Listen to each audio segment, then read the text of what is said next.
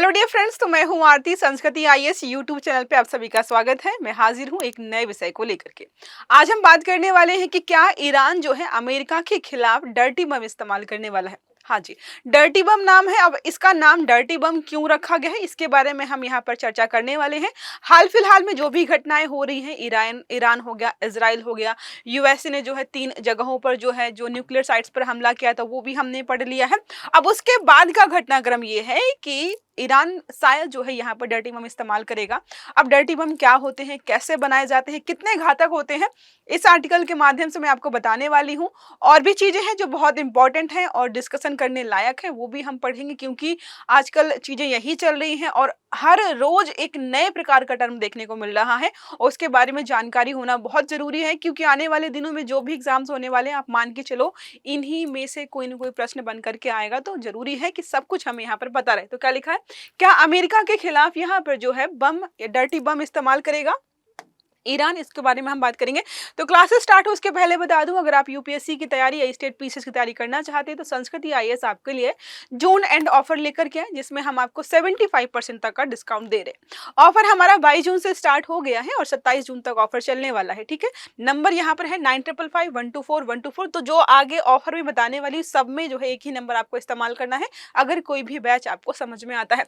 पहले अगर हम बात करते हैं आईएएस के फाउंडेशन कोर्सेज के बारे में, तो प्री प्लस मेंस के लाइव और ऑनलाइन बैचेस के बारे में हम बात करें, कंफ्यूज नहीं होना है, यहाँ पर हम ऑफलाइन बैचेस की बात नहीं करें।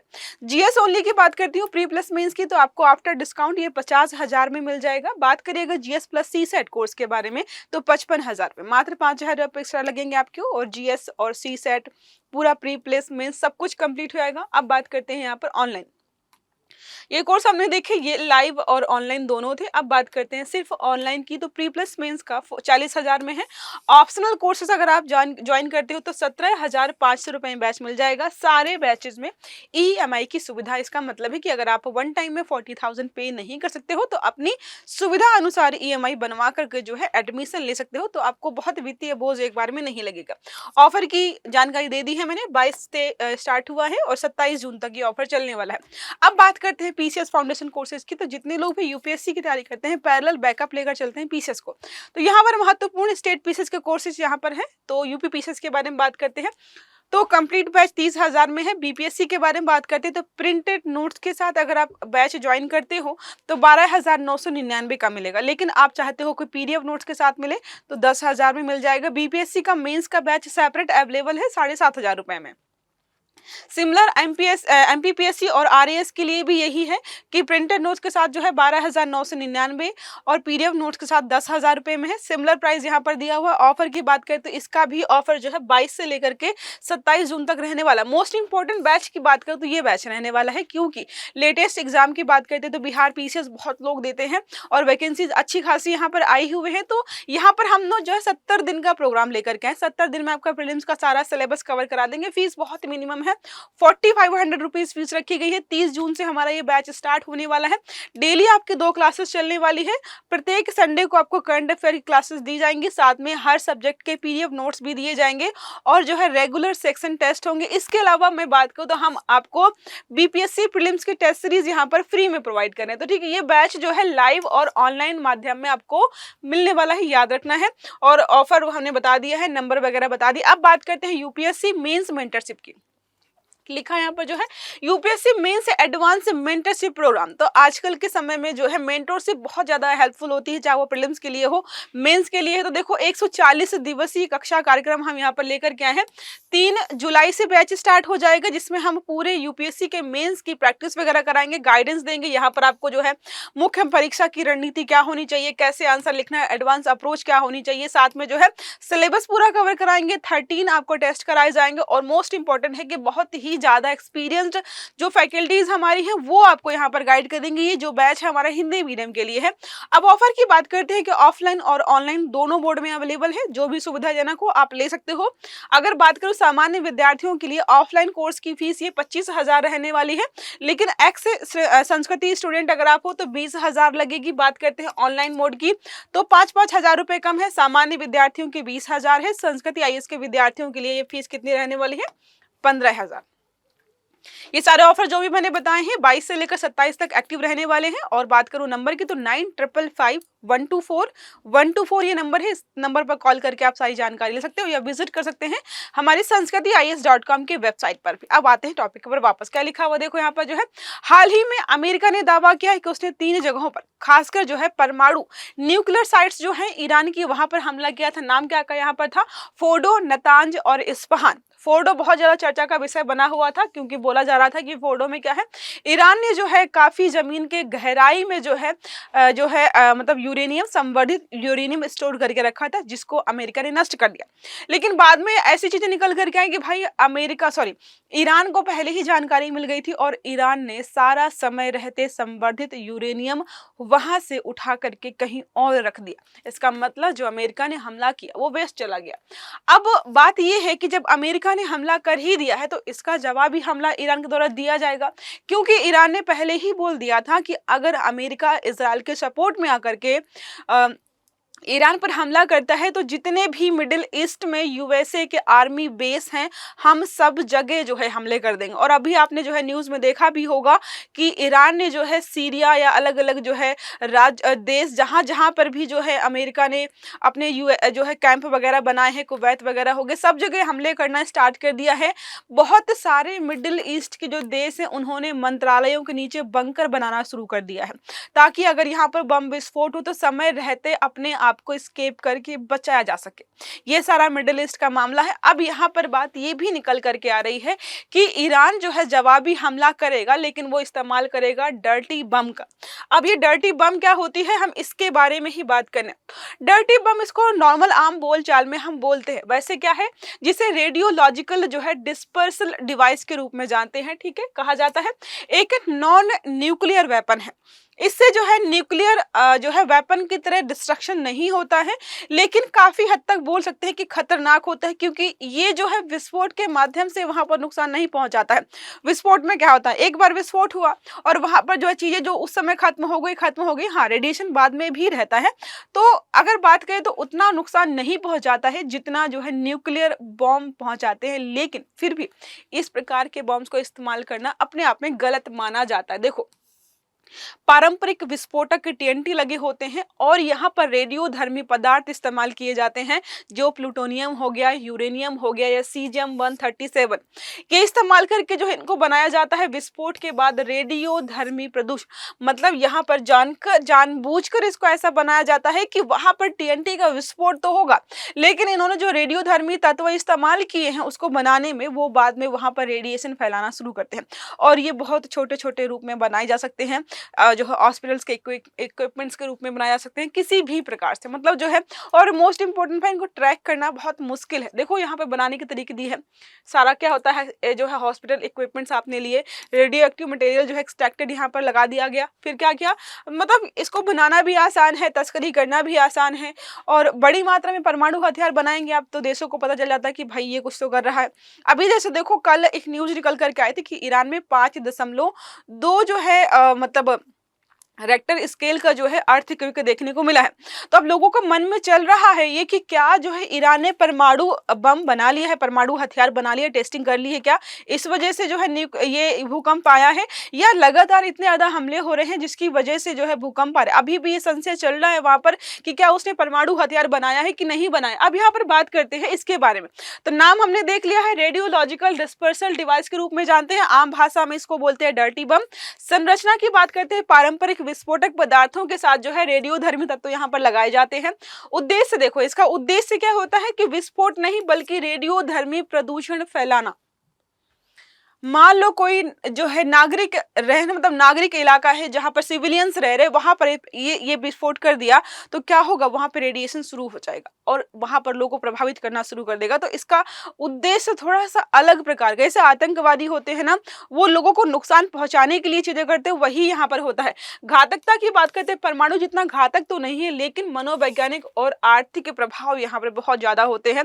उपयोगकर्ता की बारे में बात करते हैं तो आमतौर पर आतंकवादी संगठन ही इनका इस्तेमाल करते हैं, क्योंकि ये लो टेक न्यूक्लियर टेररिज्म होता है। इसमें तकनीकी बहुत सिंपल सी होती है, बनाना बहुत आसान होता है और यहाँ से वहाँ ले जाना भी आसान होता है। तो क्या करते हैं, जो आतंकवादी संगठन होते हैं उसको यहाँ पर इस्तेमाल करते हैं। परमाणु बम से अंतर हमने देख लिया है कि बहुत ज्यादा विस्फोटक नहीं होता है ये। अब बात करते हैं यहाँ पर जो है ईरान अमेरिका विवाद की पृष्ठभूमि। तो शुरू में जो है ठीक चल रहा है। अब देखो कई लोगों का मानना ये है कि ईरान अगर परमाणु हथियार सशक्त बन जाता है, जैसे हम बात करते हैं तो बहुत सारे मैंने कमेंट्स पढ़े थे इंस्टाग्राम पर भी और भी जो अलग अलग साइट्स पर जो है आजकल की न्यूज़ पोस्ट हो रही है, उसमें ये था कि अगर ईरान परमाणु हथियार सशस्त्र बन जाता है तो शायद मिडिल ईस्ट में शांति हो जाएगी, क्योंकि वहां पर क्या होगा, बैलेंस ऑफ जो पावर्स हो जाएगा। अभी इजराइल के पास है, ईरान के पास नहीं है, ये जो थोड़ा समस्या बनी हुई है। और कई लोगों का मानना है कि जो मिडिल ईस्ट में ये जो भयावह स्थिति बनी हुई है, ये आधा तो जो है यूएसए की वजह से। ये सारे अलग अलग विचारधाराएं हैं जो लोग आजकल जो अपने हिसाब से बता रहे हैं। अगर सोचो, सच में सोचो, जो है इजराइल जो लगातार हमले कर रहा है ईरान पर, अगर परमाणु हथियार ईरान के पास बन जाएगा तो क्या होगा। तो देखो दो संभावनाएं, या तो वहां पर वॉर हमेशा के लिए रुक जाएगा, शांति कायम हो जाएगी, या फिर जो है ईरान ज्यादा गुस्से में आ गया या ज्यादा चीजें आउट ऑफ कंट्रोल हो गई तो कहीं वो कल को जो है इजराइल पर परमाणु हथियार से जो है हमला ना करते। क्योंकि पहली बार नहीं है जब कोई देश किसी देश पर परमाणु हथियार से का इस्तेमाल करेगा, यूएसए ऑलरेडी कर चुका है, तो पता है कि हाँ कितना इलाका डिस्ट्रक्ट होता है। देखो ऐसा नहीं कि किसी देश से परमाणु हथियार का इस्तेमाल करेंगे तो पूरा देश खत्म हो जाएगा। एक टारगेट एरिया होता है और मैंने आपको ऑलरेडी पढ़ाया था कि लगभग 8 से 10 किलोमीटर का एरिया ऐसा है जहां पर कोई नहीं बचेगा, और उसके अलावा 50 से 60 किलोमीटर का एरिया ऐसा है जहां पर रेडिएशन रहेगा। तो राउंड फिगर हम बात करते हैं तो केंद्र से लेकर लगभग आसपास का 100 किलोमीटर का इलाका जो है डिस्टर्ब होता है। तो यहाँ पर टारगेट ऐसी चीजें हो सकती हैं, इसको लेकर अभी संशय बना। बात करते हैं यहाँ पर जो है 2015 में क्या हुआ था। ईरान ने P5+1 के साथ जो है यहाँ पर joint comprehensive plan of action पर हस्ताक्षर किए। 2018 में डोनाल्ड ट्रंप आए और प्रशासन में, और उन्होंने क्या किया, अमेरिका को जो है बाहर कर लिया इससे कि हम सपोर्टर नहीं। स्टार्टिंग से प्रयास इसी के दौरान 2020-24 के बारे में बात करते हैं तो ईरान ने संवर्धन की सीमा से अधिक यूरेनियम इकट्ठा करना शुरू कर दिया। मतलब जो है अगर कोई देश बोले कि मैं एनर्जी के लिए इस्तेमाल कर रहा हूँ संवर्धित यूरेनियम या किसी अन्य प्रकार की चीज के लिए, हथियार के लिए नहीं, तो एक लिमिट होती है, सीमा होती है। लेकिन यहाँ पर जब देखा कि भाई ईरान तो बहुत ज्यादा ही संवर्धित यूरेनियम इकट्ठा कर रहा है, कहीं ये परमाणु हथियार तो नहीं बनाने वाला, इसलिए सारे देश प्रयासरत है कि भाई ये ट्रीटी पर जो है जहां पर मतलब साइन करने के बाद कोई भी देश जो है परमाणु हथियार नहीं बना सकता उस पर साइन कर दे। लेकिन ईरान किसी हालत में यहाँ पर जो है साइन करने के लिए तैयार नहीं है। 2025 का हमने देख लिया है कि परमाणु ठिकानों पर जो है हमला कर दिया गया है। ये सारा वही बना हुआ डर्टी बम वगैरह क्या है, कैसे बनाते हैं और इसको डर्टी बम क्यों बोलते हैं। अब बात करते हैं कि क्या ईरान डर्टी बम इस्तेमाल कर सकता है। तो कुछ लोगों का मानना है हाँ क्यों, देखो इतना सारा उसने संवर्धित यूरेनियम इकट्ठा कर रखा है और अब देख रहा है कि भाई यूएसए भी उसी तरफ जा रहा है, इजराइल भी लगातार हमले कर रहा है, तो हो सकता है कि अब उपलब्ध है। अब देखो किसी के पास बंदूक ना हो, उसको बोलो कि शायद ये नहीं मारेगा तो मतलब बनता है कि ठीक चलो नहीं मारेगा। लेकिन किसी के पास गोला बारूद बिछा हुआ है, बंदूकें रखी हुई हैं और फिर आप उससे उम्मीद लगाओ कि शायद ये सूट नहीं करेगा, तो थोड़ा संशयपूर्ण हो जाता है कि अभी यहाँ पर है कि इसके पास इतना संवर्धित यूरेनियम है कि इस्तेमाल कर सकता है। डर्टी बम बनाना आसान भी है, ठीक है। जवाबी कार्रवाई के लिए जो है, अब बात करते हैं एसिमेट्रिक वॉरफेयर का हिस्सा हो सकता है, थोड़ी समस्या यहाँ पर हो जाएगी। अब बात करते हैं कि क्यों लगता है कि इस्तेमाल नहीं करेगा। इस्तेमाल ना करने का एक रीजन ये है कि अंतरराष्ट्रीय प्रतिक्रिया भारी पड़ सकती है। अगर इसने डर्टी बम इस्तेमाल किया तो अभी वैसे भी काफी सारे देश इसके विरोध में हैं, हो सकता है कि और जो इसके समर्थक हैं वो भी इसका विरोध करने लगे। और दूसरा है कि धार्मिक राजनीतिक छवि पर असर पड़ेगा कि भाई क्या कर रहे हो। वैसे भी आतंकवाद को जो है मानते हैं कि मुस्लिम समर्थक मतलब मुस्लिमों को द्वारा समर्थन मिलता है। अगर इस प्रकार की चीजें करोगे तो यही मैसेज जाएगा कि शायद जो है हम आतंकवाद समर्थक हैं, क्योंकि आतंकवाद की रणनीतियों को अपना रहे हैं। तो ये सारी चीजें हैं जिसकी वजह से लगता है कि हाँ होगा भी इस्तेमाल, नहीं भी होगा।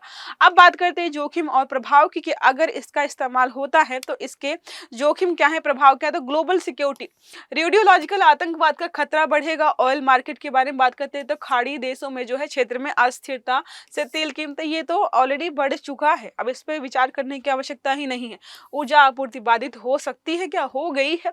भारतीय नागरिकों को दूतावासों की सुरक्षा पर खतरा है, सब वापस आ रहे हैं। अभी हम देख रहे हैं ऑलरेडी जो है मध्य पूर्व नीति पर पुनर्विचार किया जा सकता है। अब जितने भी देश मिडिल ईस्ट जो भी कंट्रीज हैं, अब सोचो पूरी दुनिया में क्या असर पड़ा होगा। वो सोच रहे होंगे कि भाई इतना इन्वेस्टमेंट या इस प्रकार के संबंध अगर किसी दूसरे देश के साथ स्थापित करते तो शायद फायदेमंद होता। ये तो नुकसान वाला मामला हो गया।